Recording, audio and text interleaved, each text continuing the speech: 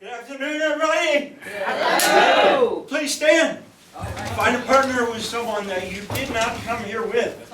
So please face your partner, and you're going to take a couple minutes to get a good visual impression of your partner. For some of us, it'll be easier than others, but get a good visual impression, and then we'll tell you what to do next. Please turn back to your partner. Okay. When I say go, you're going to make 5 visible changes to your appearance. Ready, set, go. Okay. So when I say go, you're going to turn around one by one. When I say go, you're going to identify the 5 visible changes that your partner made. Ready, set, go. All right. If you identified all 5 visible changes, raise your hand. Yeah. You did. What was the other one? Most of you did. Very good. Oh, cool. All right, please turn back to your partner. I'm not done yet. Now, I can't repeat the direction, and I can't explain the next direction, so listen very carefully, okay? When I say go, you're going to make 10 visible changes to your appearance. Ready, set, go.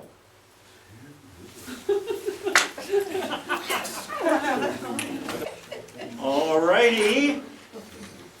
So when I say go, you're going to turn around and see how many of the 10 visible changes your partner's made. Ready, set, go. I don't think I can make 10. You go first. Okay, got this, and back to the last. Try to do the same thing, and then I'm scared. As much as I can. Okay. Well, your head's sideways. Okay. Let's this is backwards. Your vest is Well, now this is getting. okay. What was it? Please have a seat. Thank you all very much. No problem. I turned around and took one. Now we All right. Leslie let him lead like this? That's pretty cool. Oh, no, that's fine. That was fun. That was fun. So I'm going to ask you a series of questions, and what we're looking for is your honest and immediate answer to the question. Okay? So, first question. When we asked you to make the 5 visible changes to your appearance, what was your first feeling and thought? Oh my God. What am I going to do? Oh my God. Yes, what am I going to come up with? What are your immediate thoughts and feelings? First 5. May not be comfortable doing that. I can't find 5. Can't find 5. How many people felt a little bit outside of their comfort zone doing the 5? Okay. How many did the 5? And how many identified the 5 of their partner? Okay. Now, when now we started to make the change again and said, make 10 visible changes to your performance, to your appearance, what was your immediate thoughts and feelings about that? I can do it. You can do it. I already Good. know 5 of them. This is dumb, This is dumb. right? I already know 5. Already know 5. I don't have that many accessories. Don't have that many accessories. Didn't think I could. Not enough Didn't- clothes. Not enough clothes. Challenging. How many people were pushed further outside of their comfort zone with 10 than they were with 5?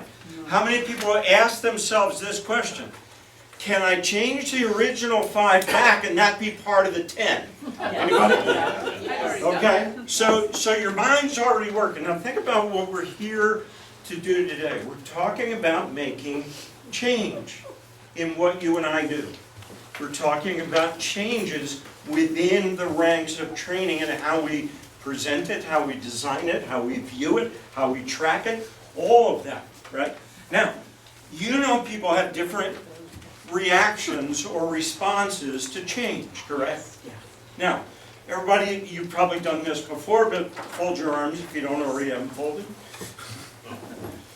I say that because usually in the back of one of my classes, somebody always is sitting in the back of the room with their arms crossed like this, exactly. tapping their feet going, teach me how to do it. So, now, you got one hand up, one hand down, correct? When I say go, you're going to unfold them and fold them the other way. Ready, set, go. right? I had one guy in one of my classes go, there is another way. Now, how many people got there? How many people feel uncomfortable there? How many people already went back to the old way? How many people got dressed back to the way that they walked in the door before they sat down from the previous exercise? Yes. Now, don't you know that we have a tendency as human beings to always revert back to what we know and what we're comfortable with, right? Change is going to be uncomfortable. But here's the thing. Research shows that people do not resist change itself. Most of the time, people resist the way change is thrust upon them. Does that make sense? Because when we asked you to do the 5, you felt a little outside your comfort zone, a little uncomfortable, but most everybody did it, right? So if we were to say to you, hey, we're going to do this slight little change to what we're doing in training, most people go, not a big deal, put me a little bit outside my comfort zone, but I can handle that. Now we start going, okay, we're going to make some major, we're not calling it leadership training anymore, we call it training, we're doing this, we're doing that, we're creating levels, whereas people get new certification. Now we're beyond 10 visible changes, now we're at 20 to 50, and how people are going to react to that, and how far outside of their comfort zone are they going to be. You see it? So now it's not necessarily the change. It is what do we know and how comfortable do we feel about the change, right? Is all change bad? No. Is all change good? No. No, we're not saying all change is good, but here's a really interesting question. Is there good in all change? Yes. Yes. How will you know if you don't look for it first? Right? How many people, when we asked them to make the 10 visible changes, said, to be honest, I'm done, this is too much? No? Okay, thank you. At least we have one honest person in the room. All right? Because there's some people who go, okay, I could have handled it up to this point here, but now it's so far outside my comfort zone, bye. Right? And you probably know some folks, don't point because they might be in the room, who feel that kind of uncomfortability, especially in the midst of most change focuses on things that we either don't know or are uncomfortable with. So it is the unknown, mostly, that people are afraid of, not necessarily the change itself. Would you agree that's true? Yes. Right? So what we're here to do today is to demonstrate for you some of the things that we believe are the direction for training, for the association, and the reason for them, right? To give you an absolute demonstration of what we're talking about. Have you experienced it? Actually do some of it, because we'll show you later, education doesn't do anything, right? How many of us read a great book and said, boy, this is a great idea, as soon as I'm able, I'm going to go put this into practice? How many actually did put it into practice when they went and tried to do something with it? Right? There's a gap between what you know and what you can actually demonstrate about what you know. Correct? Right? Knowledge doesn't change performance. We're going to talk about that. So the shift that we're looking to do is to take us from talking about something, which is knowledge that doesn't help somebody when they walk immediately out of the room, to teaching people and instructing people how to apply the things that we're teaching them. And the only way to do that is to actually get them to do it while they're here. So that you can coach them, they can feel some confidence and comfortability in what we're talking about. So when they leave, they can go, this is in the realm of the 5 changes. I think I might be able to do this. Instead of walking out and going, oh my God, I have no idea what I'm talking about. I'm beyond 10 changes, forget this. And then it's gone. Does that make sense?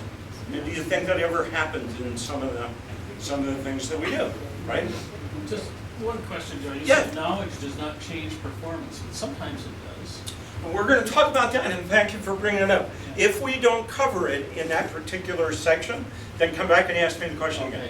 All right? Now, one of the things that you saw happen here was when we started the workshop after the introduction, did I get up here and start talking to you about what we're going to do, what the objectives are today? What did we do? We got you right into action. That is the first new skill and new concept for us to get into our heads. That the first thing that you do in the start of a training module is to get people on their feet or get them into some sort of an action. Now, why would we do that? You can take a look at some of the points that are up on the screen. So the first one is, it shows that this is going to be different from anything that they've been involved in before, right? The second thing is that's the demonstration that we're going to be interactive in what we do. It's just not going to be here, I'm going to look at the screen, I'm going to read some slides, you're going to be bored out of your mind, you're going to take some notes away, and you're going to mark a 10 because I need the score. Right? So we're going to do some things a little bit differently and help people understand the reason for doing that. Number 3 is it shifts the attention of the person walking in from what their mind was on when they got here to what you want it to be on when they're here. Right? I don't know about you, but I walked in here with my mind on a variety of other things. Right? I mean, I'm recovering from food poisoning and cancer surgery and all kinds of stuff. So if there's something doesn't cause me to shift that mindset, where am I going to be if you don't have my attention? I'm just going to be in my own world.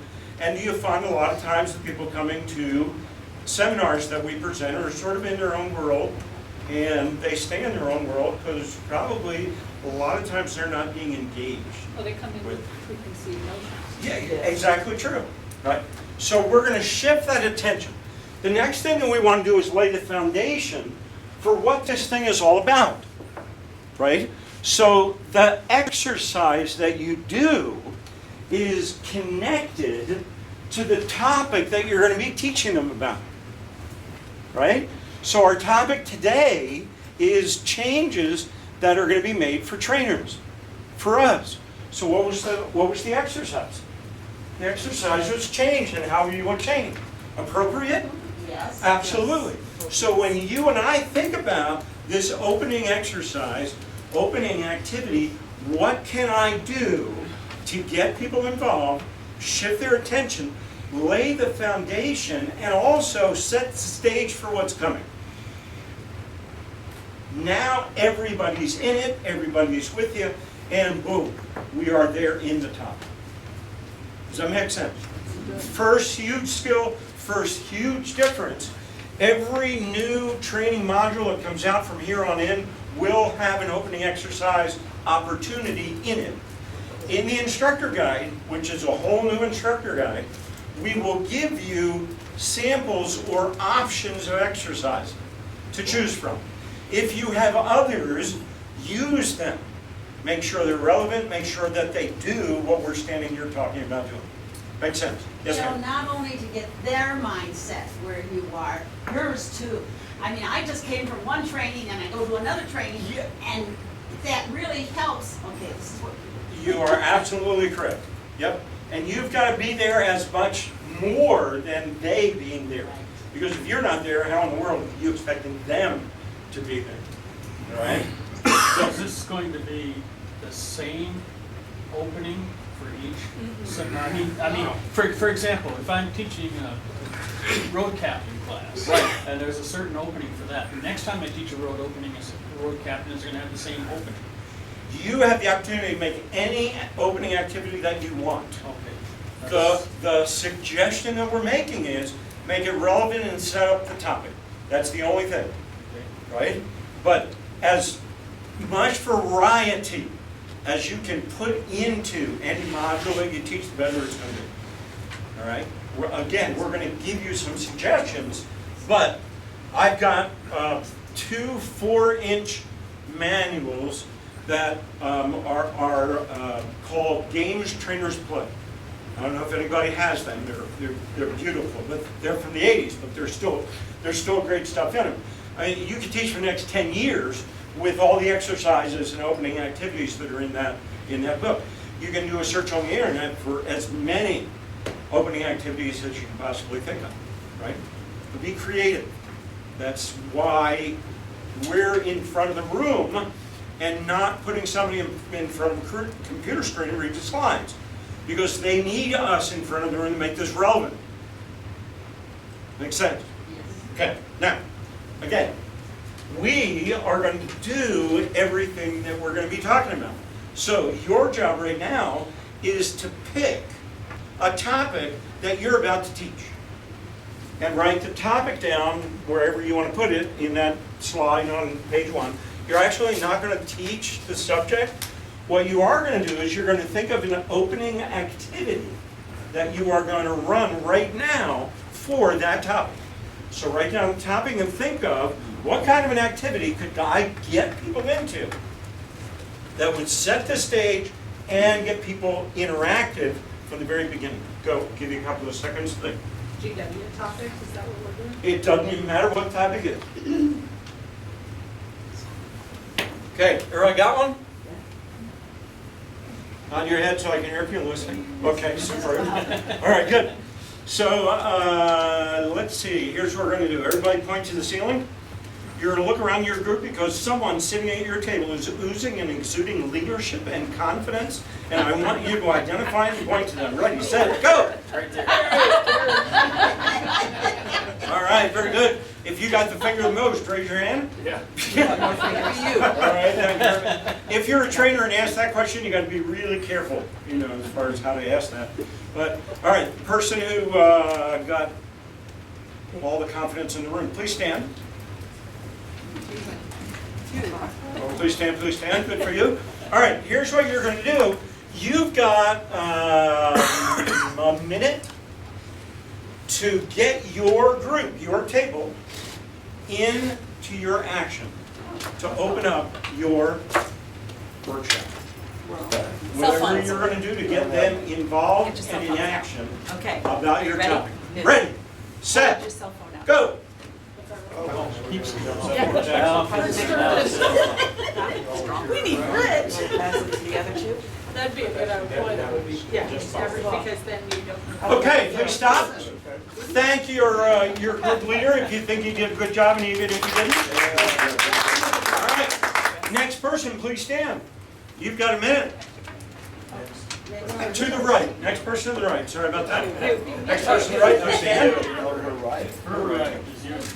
Anybody's right, it doesn't matter. You got a minute to get your group involved in your topic. Ready, set, go. Okay, please stop. Thank you, trainer. All right. Very quick question.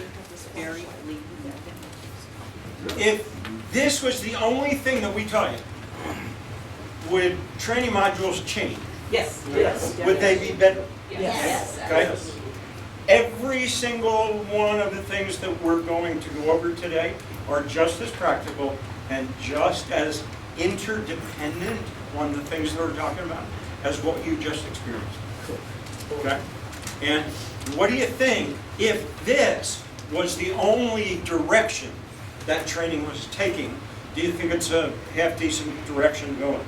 Yes. Okay, so now we're in the 1, 2, 3 changes to your appearance place. All right, we're moving to 5, 6, 7, 8, right? But so far we're in the 1, 2, 3. You're doing all right, right? Yes. Okay, good. Now, one piece of coaching, and as we go through this, as we go through some refreshers and start training some of these nuances, you're going to see even more effectiveness in the things that you do. Very, very quick. It may sound like no big deal, but it really is. And in future trainings, I'll get into the reason why. But so many new trainers and so many existing trainers that haven't been trained this way say, here's what I want you to do, right? Or I want you to please this, right? In any training environment whatsoever, you're never anymore allowed to say I, because they don't care what you want, right? If you want people to take an action, tell them to take an action. Please stand. Not, I want you to stand, right? You tell them what to do, they'll do it. tell them with a smile on your face, they'll be happy to do what you ask them to do. Does that make sense? Real small, but it gets your mind focused on the fact that this is not about you, it's about them. That's the reason why we're here. Okay? Now, next. There are 5 things that influence how people perceive you in front of the room. We call them the star image concepts. You'll see them on the screens. Attitude control, can you read them? Okay. Can you read them in the book? The first one is attitude control. The second one down to the right is interpersonal skills. The third on the bottom of the star is communication skills. Next is technical competence. And the 5th is appearance. What was the first one, John? Attitude control. These 5 components influence the way people perceive you in front of the room. Now, think about this for a second. Have you known someone standing in front of the room who just looked like they were dressed to the nines, looked so composed and so well dressed that you were looking for nuggets coming out of their mouth until the first word came out? And then you went, oh my God, how long is this? Have you ever been there? Don't point, just in case the person's in the room. All right, so appearance is one thing, but if the person can't communicate, it affects your perception, right? I can communicate extremely well. And the greatest story is in the first couple of presentations that I gave in the association. I dress the way I normally dress when I train, which is a shirt and tie, right? Now, to me, that's the way that I believe somebody should be dressed in front of the room. I had the person over there, mentioning no names, who came up to me with the scissors just like that and said, if I see a tie on you next, you will never see that tie again, right? Now, so appearance affects the way people are perceived. Now, technical skills, what are we talking about as far as trainers? Our technical skills is the knowledge that we have about the subject, our technical skills about presentations, all of the things that influence whether we're really good at what we do, right? We can have all of that, but if we don't communicate very well, it's going to affect the way people perceive our abilities and the knowledge of what we know or don't know, right? So every single one of these components interact with each other, and they're all equal. So as you start looking at these 5, you ask yourself the question, if I were rating myself on a scale from 1 to 10, 10 being absolutely perfect, how would I rate myself in these 5 areas? And then you'll be able to say, now I understand why I might get some of the feedback that I got, or why I didn't get some of the reaction that I wanted to get. Yes, ma'am? Joe, the more you do them, the more comfortable you feel. Yes. It was amazing. I did one training session and then we went to the other and the same person went to it and they said, Charlotte, you were so much more relaxed and interesting. Okay. The second Good for time. you. Good for you. So again, and what category would that fall in? Of the 5? Could be communication. Communication is more, what comes out of your mouth and how you listen. Attitude control, right? If I'm all nervous, I'm not controlling my attitude very well, right? And it could be technical ability. Attitude control is how I respond to, if I'm impatient with the group and it comes across. That falls into attitude control. Yes, ma'am? We just did an education day. Our seminar was time management. Okay. So instead of focusing on time management, I did the opposite. All right. I was taking their time, Yes. because it says, can I have a minute of your time? So I took 55 minutes of their time. And Okay. they said, you're not focused. I was like, I'm doing the opposite of what you should be doing. And so everybody was interacting with what I was doing, Okay.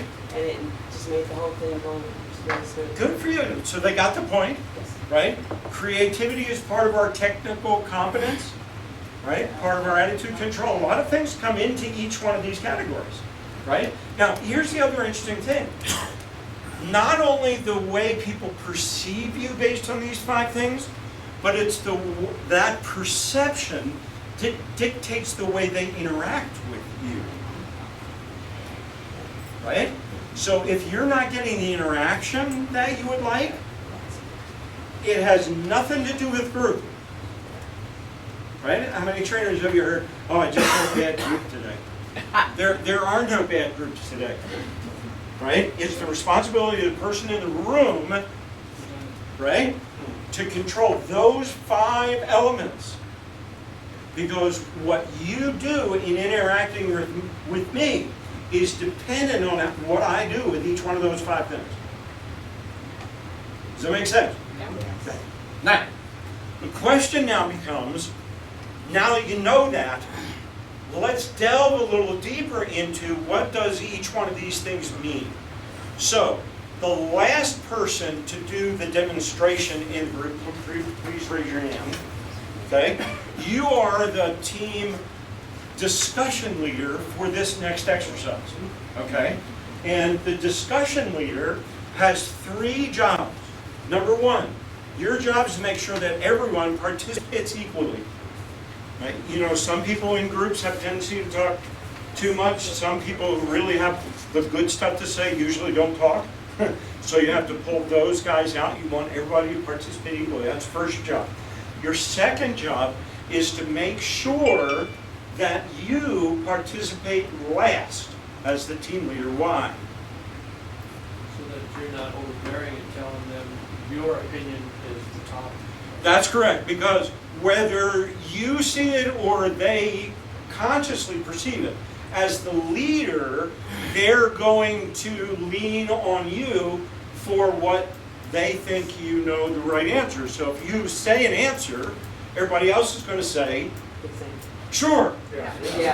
Right? That's good. Yes. Do you ever find that? Unless you're married.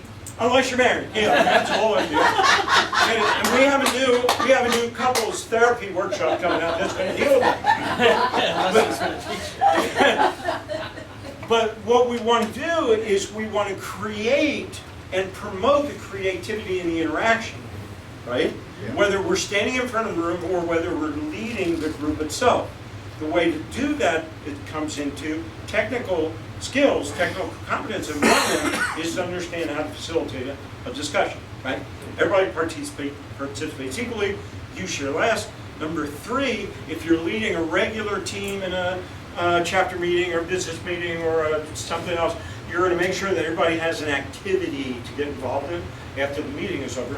This is not that kind of thing, but this time your 3rd role is to summarize the discussion and then be able to give us a summary of what the discussion was like in the group so that we can glean the information from your group.